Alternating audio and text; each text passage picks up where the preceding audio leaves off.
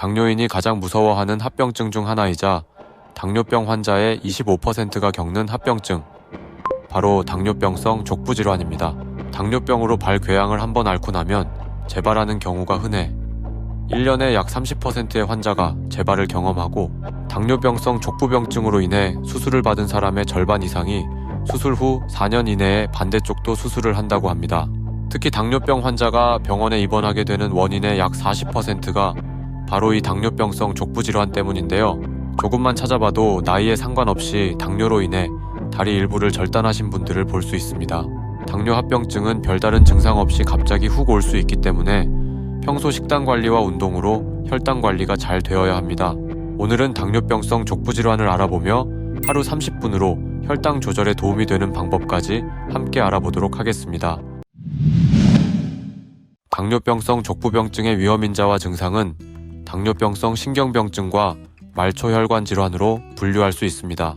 당뇨병성 신경병증은 통증이나 차갑고 뜨거운 감각을 느끼는 감각신경에 이상이 생긴 경우, 발가락 근육을 통해 발의 움직임을 조절하는 운동신경에 이상이 생긴 경우, 땀 분비나 혈관의 수축 및 확장 등을 조절하는 자율신경에 이상이 생긴 경우로 나눌 수 있습니다. 감각신경에 이상이 생길 경우 칼로 찌르는 듯한 통증, 저림, 화끈거림, 따끔따끔함, 조임 등의 증상이 생길 수 있습니다. 이러한 증상은 특징적으로 양쪽 발에서 같이 나타나며 낮 동안에는 잘 느끼지 못하다가 저녁에 쉴 때나 자는 동안에 증상이 심해집니다. 이렇게 여러 가지 불편한 증상이 생기는 경우 외에도 통증이나 냉온 감각을 느끼지 못하게 되는 경우가 있습니다. 감각이 저하되면 이물질에 의한 상처나 발에 맞지 않는 꽉 끼는 신발 등으로 인한 압력을 잘 느끼지 못하기 때문에 발에 상처가 생기기 쉽고 상처를 발견하는 것이 늦어지게 됩니다. 운동신경에 이상이 생기면 발의 작은 근육들의 작용에 문제가 생겨 발 모양이 변하게 됩니다. 발 모양이 변하면 발가락 등 부위나 발가락 끝, 엄지발가락 아래 부위 등에 지속적으로 압력을 받게 됩니다. 같은 부위에 계속해서 압력을 받으면 굳은 살이 생기고 그 아래에서 출혈이 생기며 피부 조직이 파괴되어 결국 궤양이 생기게 됩니다.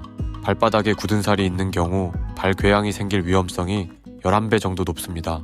이 연구에 따르면 당뇨병 환자는 첫 번째, 세 번째 발가락에 유독 힘을 많이 주고 발뒤꿈치와 중간 부위에는 힘이 잘 실리지 않는다는 연구 결과가 나왔습니다. 당뇨병 환자의 경우 보행 시에 주로 굽힘근만을 사용해 걷는 것을 보면 운동신경에 이상이 있는 것으로 볼 수 있는 것이죠. 당뇨병성 신경병증은 자율신경에도 이상을 일으킬 수 있습니다. 자율신경은 우리가 의식하지 못하는 사이에 일어나는 여러 가지 신체 활동, 즉 땀 분비, 심장 박동이나 혈압, 혈관의 수축이나 확장을 조절하는 역할을 합니다. 자율신경이 손상되면 발에 땀이 잘 나지 않아 피부가 건조해지고 갈라지며 갈라진 피부 사이로 세균이 침투할 수 있는 원인이 될 수 있습니다. 세균 감염이 생기면 피부에만 염증을 일으키는 경우도 있지만 피하 조직, 근육, 뼈와 같이 깊은 부위까지 세균이 침투하여 심각한 감염증을 유발하기도 합니다. 또한 자율신경이 손상되면 온도 변화에 따른 피부 혈관 반응에도 이상이 생길 수 있으며 발의 정맥 확장과 이로 인한 혈액 흐름 지연으로 상처 치유가 지연될 수 있습니다. 발궤양을 가진 당뇨병 환자의 약 3분의 1이 말초혈관 질환을 가지고 있습니다. 당뇨병 환자에게 동반되는 말초혈관 질환은 무릎 동맥 아래 부위에 가는 동맥에 생기며 당뇨병이 없는 사람에게 생기는 경우와 비교해 훨씬 정도가 심하고 범위가 넓습니다. 말초혈관 질환에 의한 혈액순환 장애가 있을 경우 걸을 때 종아리가 당기고 아프거나 경련 혹은 저린 증상이 생기는데 이것은 쉬면 좋아집니다. 이를 간헐적 파행이라고 부르는데 혈액순환 장애가 심해질수록 점차 짧은 거리를 걸어도 증상이 발생하게 되고 더욱 진행하게 되면 쉴 때도 증상이 나타납니다. 혈액순환 장애가 있는 경우 발과 다리 피부가 창백하고 차가우며 근육이 위축되어 다리가 가늘어지고 털이 빠질 수 있습니다. 심한 경우에는 발가락 끝의 색깔이 검게 변하기도 합니다. 말초혈관 질환이 있으면 상처 부위로의 혈액 공급이 감소하여 영양이나 산소 공급이 줄어들게 되므로 발궤양이나 감염증이 잘 낫지 않게 됩니다.